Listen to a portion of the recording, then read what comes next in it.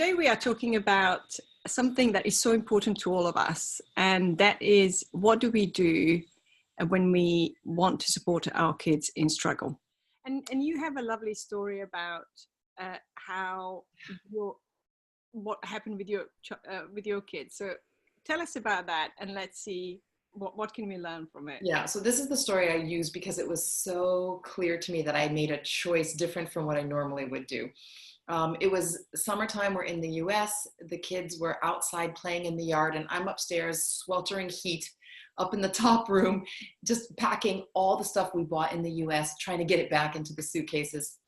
And I was really enjoying the kids and listening to them playing outside. It was my two boys and their cousin, and they were playing with these styrofoam airplanes, right? And these were like the purchase of the summer. Every summer they spend their pocket money on something. And this year it was these styrofoam kind of glider airplanes. You stick the wings and the tail pieces in, put the stickers on them, and then they can glide really well. But when they don't, they just come crashing to the ground.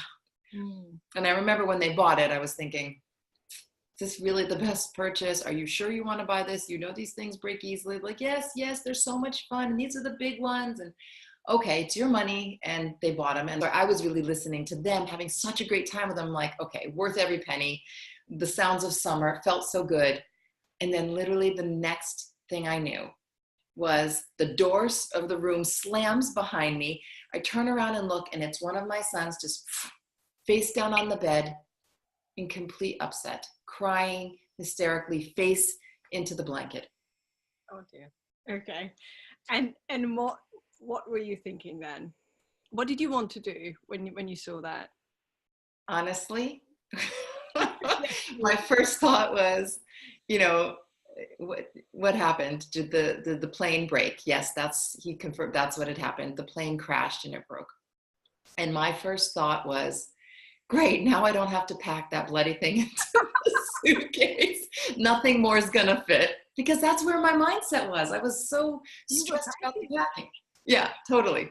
So then my next thought was, okay, he's really upset. We can tape it back together. Maybe we can fix it. We can glue it. Maybe super glue will work. What kind of glue do we have in the house? And then my thought was, just buy a new one. Brand new, it'll already be in the box. That'll be easier to pack. Those were honestly my initial thoughts. Okay. And then what did you do?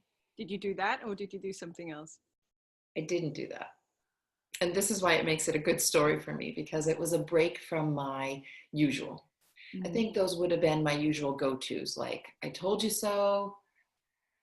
I knew it was, you know, these things don't last forever. It's just a toy, you know, all these like downplaying the importance of it. Like, it's just a toy to me, but it was important to them. He spent his money on it. So I recognized that those were probably not the right responses. And I chose in this moment to do something different. First of all, I stopped packing, stopped doing what I was doing. Just really hard for me. Kind of a girl on a mission, you know.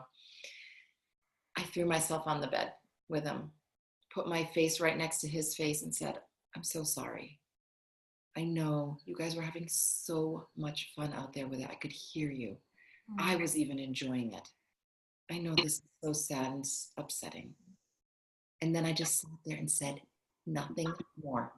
And we literally sat in silence for maybe another minute and a half.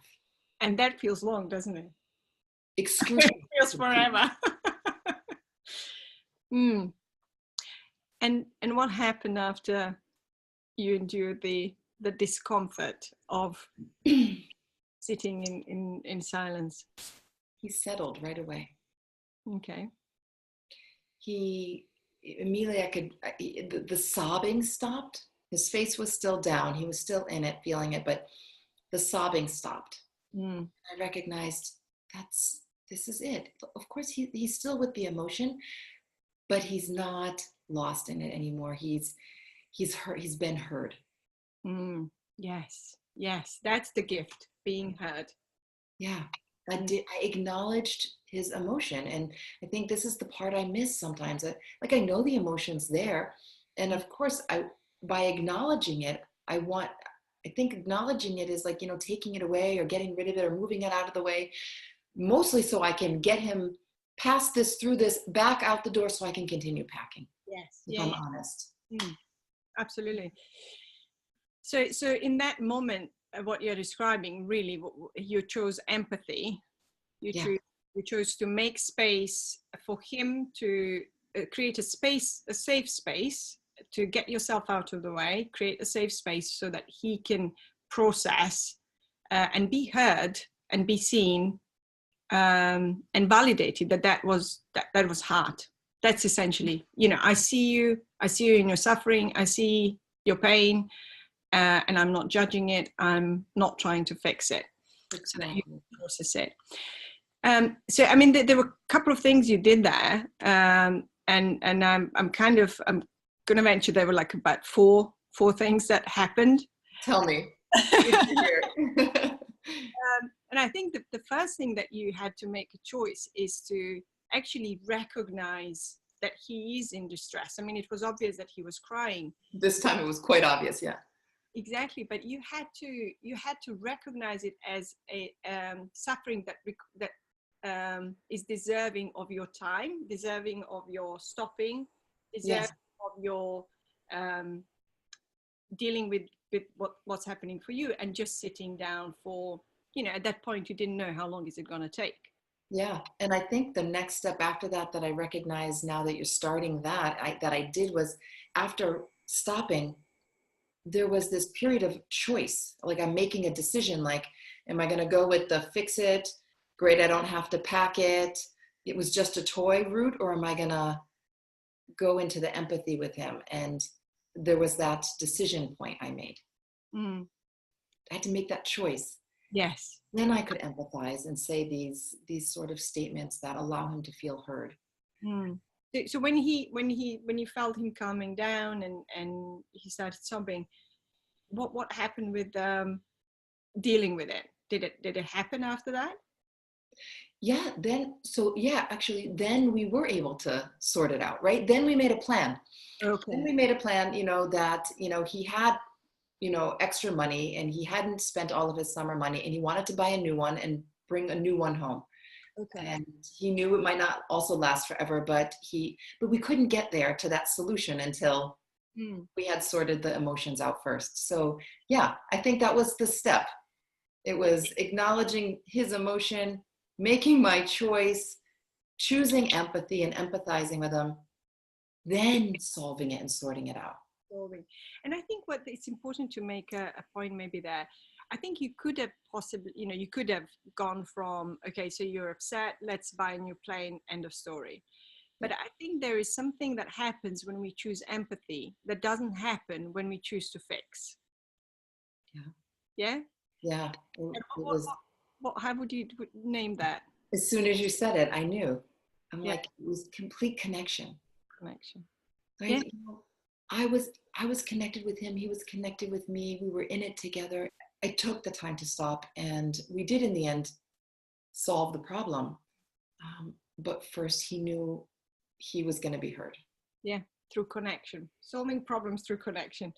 Excellent. So I think and this is what comes out of research. This is why we know this is a good thing to practice, not just with our kids, practice with anyone that we care about and we want to support them. I mean, it does feel vulnerable. Because especially when it's our kids, it's their pain is very close to us, and especially if pain is bigger. So that was a broken airplane. It could be a broken heart. It could be a hurt feelings, all of these things. Yeah. And then it's harder. So we just need to understand that the feelings that we get when they are suffering, that we are entering a vulnerable space. It's not easy for us. And oftentimes, I think we have to, by acknowledging that, we're also giving ourselves permission to deal with that. So you have to deal with whatever is coming up for you, like in order to make that choice out of the place of choice. Yeah.